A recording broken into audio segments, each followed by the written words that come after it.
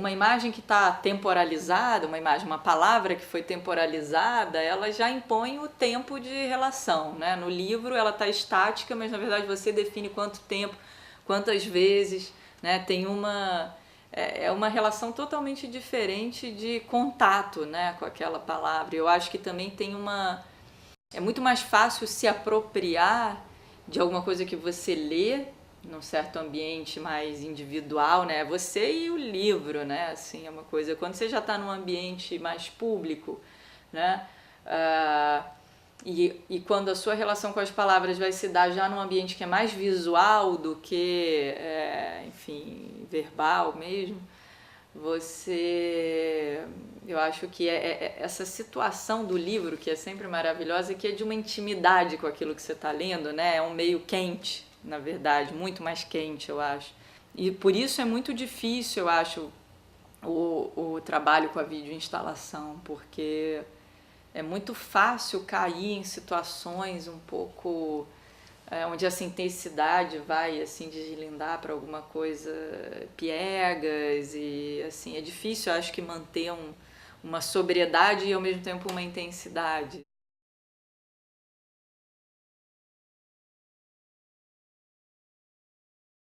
São autores dos quais eu, enfim, gosto muito, mas assim, nem sei se são meus autores prediletos. Não é uma questão muito de predileção, mas são textos que justamente colocam o leitor numa posição complicada, difícil. Então, assim, vamos dizer, o motivo da atração por esses textos para trabalhar com eles e trazê-los para o campo das artes visuais tem a ver muito com isso, assim, com essa necessidade de conviver com esses textos num outro, vamos dizer, num outro âmbito, de uma outra maneira, que não passa pelas, vamos dizer, ferramentas de interpretação, enfim, da crítica ou de uma reflexão mais teórica. Então, assim, um momento que é de um embate mais assim, epidérmico, mais assim, eu não sei mais o que fazer com esse livro, não aguento mais esse livro, eu já li de trás para frente, de frente para trás.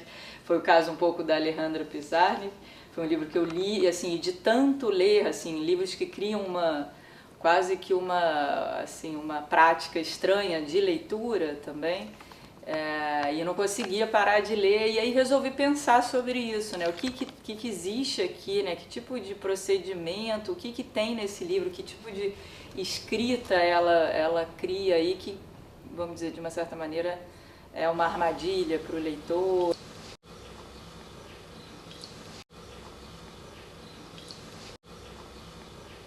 O que eu tô tentando ali, né, enfim, criar é uma cena de tortura, né? Isso é bem evidente.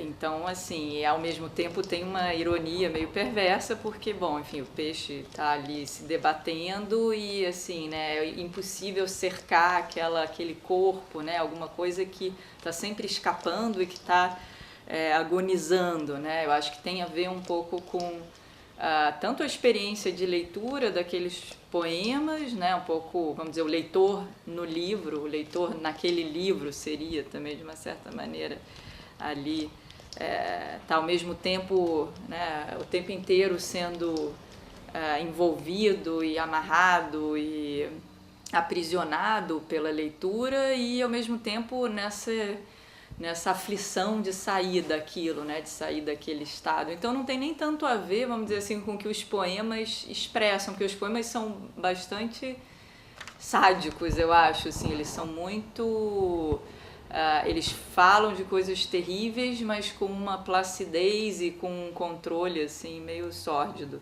Então eu acho que assim o peixe teria muito mais a ver para mim com o leitor desses textos do que com a autora dos textos. Mas enfim, os espectadores acham, enfim, coisas completamente diferentes. Assim, isso não é um problema para esse trabalho funcionar, assim, né? Isso está em aberto. Essa imagem do peixe sobre o livro como uma maneira de ritualizar a experiência da leitura, né? Acho que isso também é alguma coisa que aparece, né? Aparece em livros, na água também, na vídeo instalação do Funâmbulo. Então alguma coisa que vai além, vamos dizer, dessa relação protocolar, né, com os livros. Acho que pensar o livro como um objeto meio enfeitiçado e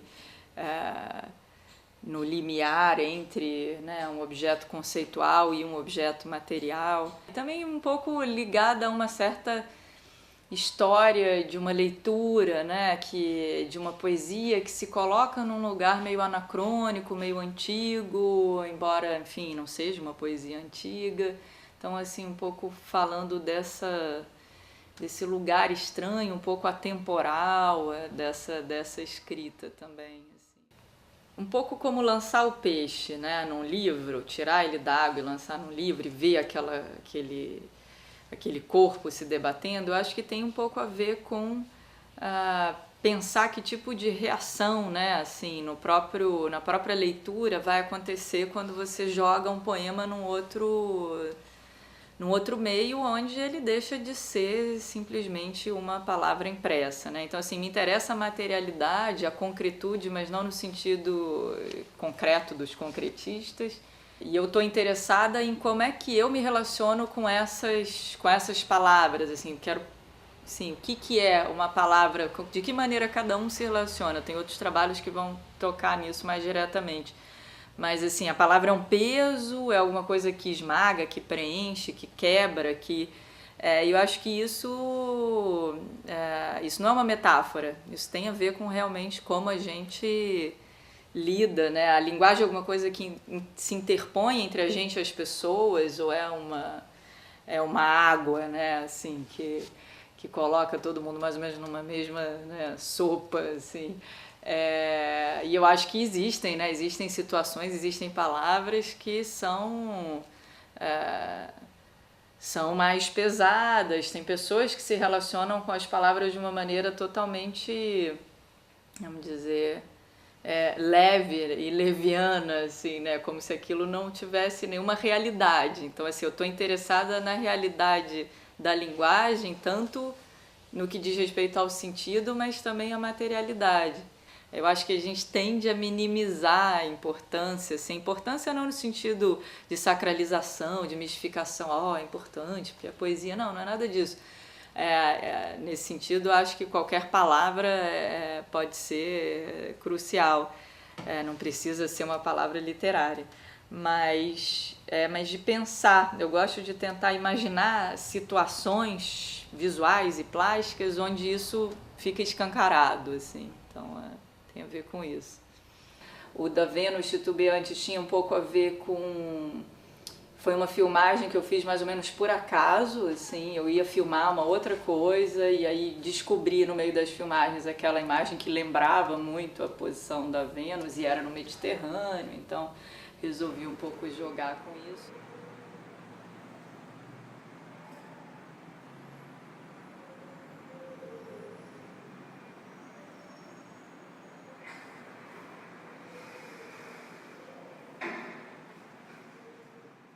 Eu já tinha essa imagem há muito tempo, na verdade, quando eu montei, já tinha feito outras experiências de montagem e foi, na verdade, a partir dos diálogos com o Leocó que eu achei que existia uma possibilidade ali de criar essa ambiência também em torno da imagem que poderia ser uma forma de se relacionar com aquilo, assim, né? E que não ficasse só também, vamos dizer, numa leitura chapada, isso aqui é uma interpretação, né, videográfica ou em Super 8 da Vênus do Botticelli. Era um pouco também para sair, assim, apesar da relação imediata de uma Vênus que ficaria ali meio, né, titubeando, se põe o pé na pedra, consegue ou não consegue, se manter ali em equilíbrio, mas enfim, também não gosto de criar relações muito bidimensionais demais entre, assim, uma certa fábula, porque, enfim, a Vênus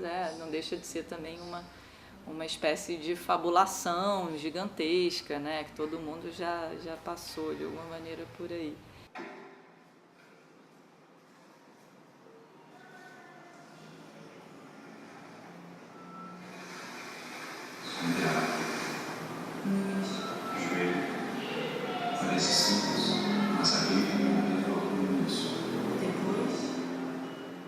É um diálogo que eu escrevi, e é a minha voz e a voz do meu marido, do Carl Eric. A gente fez essas duas falas ali. São, né, frases que se repetem, tem uma espécie de loop ali no próprio diálogo, que de uma certa maneira ficcionalizam, mas não completamente, vamos dizer, abrem aquela imagem, né, para um outro lugar de acontecimentos ou de memória, mas é uma memória que fica muito flutuante ali. Quer dizer, eu queria criar uma voz que tivesse ao mesmo tempo dentro da imagem e por cima da imagem, então tinha um pouco a ver com isso, uma voz que comenta a imagem que a gente está vendo e ao mesmo tempo estaria ali no momento em que aquilo está sendo visto, vamos dizer assim, de fato, né? Então a ideia era um pouco essa, assim, era ir de recuperar um pouco essa, né, essa tradição dos diálogos antigos, né, da literatura antiga. Eu realmente, assim, eu nem gosto muito de falar muito, porque eu acho que vou começar a interpretar de uma maneira que depois eu mesmo vou me arrepender totalmente quando eu assistir isso aqui. Eu não advogo né, a questão do campo expandido ou do campo ampliado. É claro que isso faz sentido dentro de uma história da arte, da literatura contemporânea, eu entendo.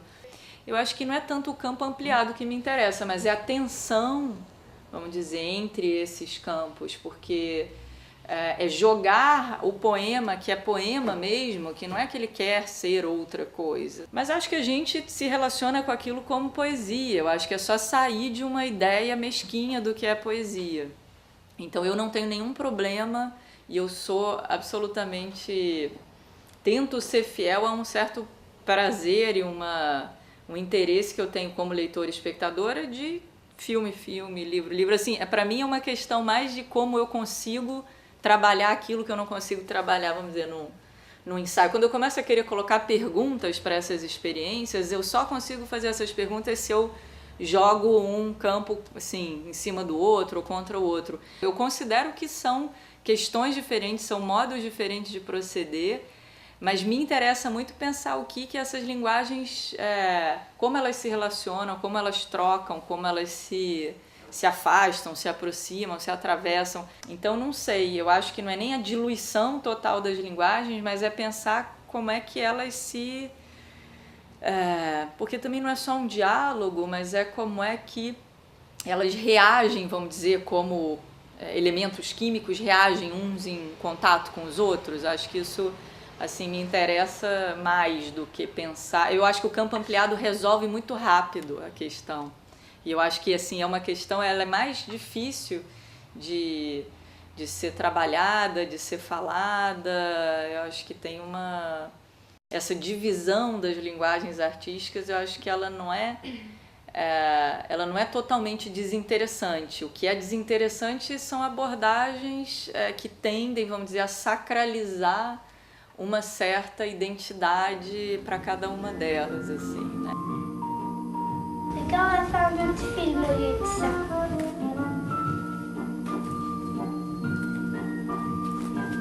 On fait un autre film, mais j'invente ce que je veux dans ce film. Ok? D'accord. Com o Guerrazim Luca, eu acho que foi ainda mais, foi bem mais intenso, porque eu realmente, enfim, fiz meu mestrado, continuo trabalhando, já faz praticamente 10 anos que eu leio e estou traduzindo, vou publicar uma tradução de cartas experimentais que ele fez nos anos 50. E a minha ideia, quando propus assim, fazer o Funâmbulo, era colocar em contato e em tensão textos dele escritos nos anos 40, sobretudo um livro que se chama Morte Morta, que é de 45, se eu não me engano, e o suicídio real dele no Sena em 94, porque esse livro da Morte Morta tem a ver com enfim, ele de uma certa maneira cria uma teoria delirante do suicídio como uma forma de matar a morte e vivificar a vida, criar vida na vida. E era muito difícil, enfim, tanto ler esse livro, ele terminou de traduzir logo antes de se suicidar, ele já tinha 81 anos, e ele entregou essas traduções, ele traduziu do romeno para o francês, ele fez isso com vários livros dele dos anos 40, escritos em romeno, e, enfim, e aí se some durante um tempo e depois é encontrado morto no Sena, afogado. E assim, não era nada simples, porque os poemas tinham sido escritos, né, assim, 50 anos antes do suicídio. A relação não era nenhuma relação só assim, simplesmente biográfica, assim, os textos explicam o ato suicida, mas também o ato suicida, será que a gente poderia ler esse ato suicida através dessa teoria do suicídio? Então eu tentei um pouco partir daí, era difícil, porque ele tem uma relação com tudo que é da ordem da representação, é muito assim, expurgado da poesia dele, então eu tinha que, enfim, inventar também um procedimento que me permitisse tratar dessas questões sem tentar explicar, esgotar ou representar o suicídio dele. O que aconteceu foi que ele se tornou, vamos dizer, um ponto de partida para uma pesquisa maior sobre os mortos do Sena e essa relação dos escafandristas com esses corpos que são, às vezes, confundidos com os objetos. Então, um pouco essa indiscernibilidade entre os corpos e os objetos. E aí um pouco foram os próprios escafandristas que me deram um pouco essa chave assim de abordagem, assim, que resolvia um pouco a questão, para não fazer assim, era um filme muito a partir da dificuldade de falar dessa morte e dessa ideia de suicídio. Então e aí eu fui aos pouquinhos, na verdade, incluindo outras referências.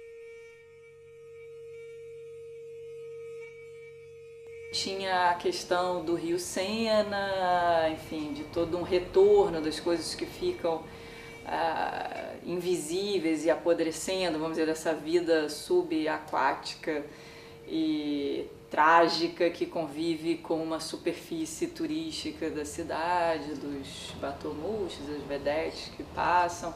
Então era um pouco, assim, vamos dizer, um elemento de contraste, de tensões entre um pouco, vamos dizer, as duas camadas da cidade que eu queria trabalhar.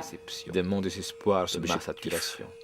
Mais la première victoire réelle et virtuelle sur ce paralytique général. D'un temps à l'autre, le sang de mon suicide virtuel s'écoule. Noir, vitriolent et silencieux. Comme si je m'étais réellement suicidé. Les balles traversent jour et nuit mon cerveau, arrachant les racines du nerf optique, acoustique, tactile. Para ele, a morte está ligada a um conceito de acaso. E eu quis muito, assim, a partir do momento que comecei a filmar, comecei a entender como eu iria trabalhar, eu tentei criar alguns núcleos, vamos dizer,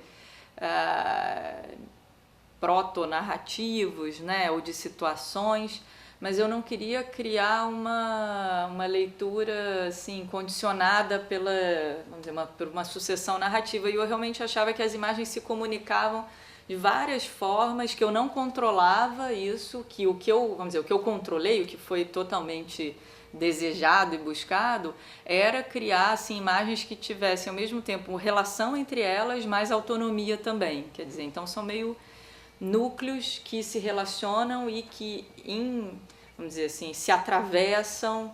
Quer dizer, você pode fazer mais relações entre a imagem que fica à direita da esquerda ou entre as duas. Assim, tem momentos em que a relação entre as duas que estão vizinhas se perde, mas se cria entre. Essa relação ela se dá tanto no tempo quanto, né, no espaço ali, né, na proximidade entre elas. E resolvi experimentar, então, fazer um tríptico não sincronizado, onde assim, eu multiplicasse ao infinito a possibilidade de combinação entre as imagens, mas incluindo realmente essa questão, essa ideia do acaso, assim, como um procedimento mesmo.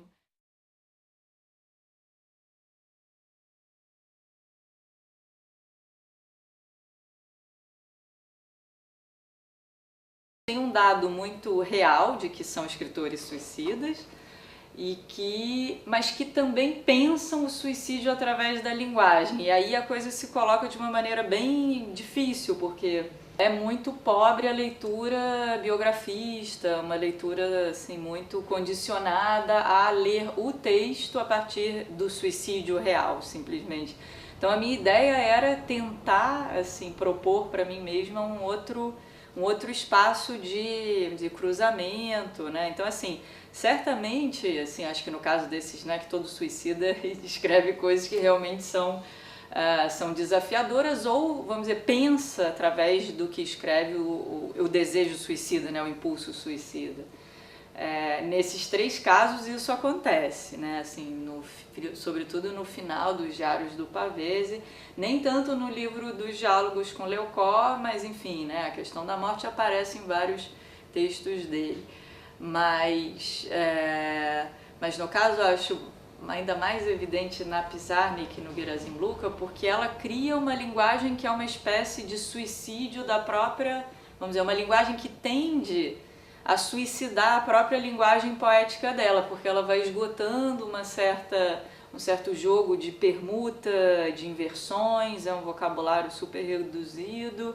Então assim, acho que mesmo que ela não tivesse se suicidado, aquela poesia meio que iria se esgotar, ela teria que começar alguma. Ela tem vários projetos sobre os quais ela fala e que ela não consegue muito, vamos dizer assim, tem um projeto mais ligado ao humor e ao erotismo, uns escritos obscenos, mas nos poemas, onde a gente reconhece mais o trabalho poético dela, e nos diários, você vê que tem um afunilamento, assim, ela vai se encaminhando na própria linguagem para um beco sem saída. No Gerazim Luca eu reconheço muito mais assim, um suicídio da própria língua, assim, é uma língua que assim, se joga para fora daquilo tudo que a gente normalmente reconhece como sendo a identidade linguística, a identidade comunitária, a identidade nacional, enfim.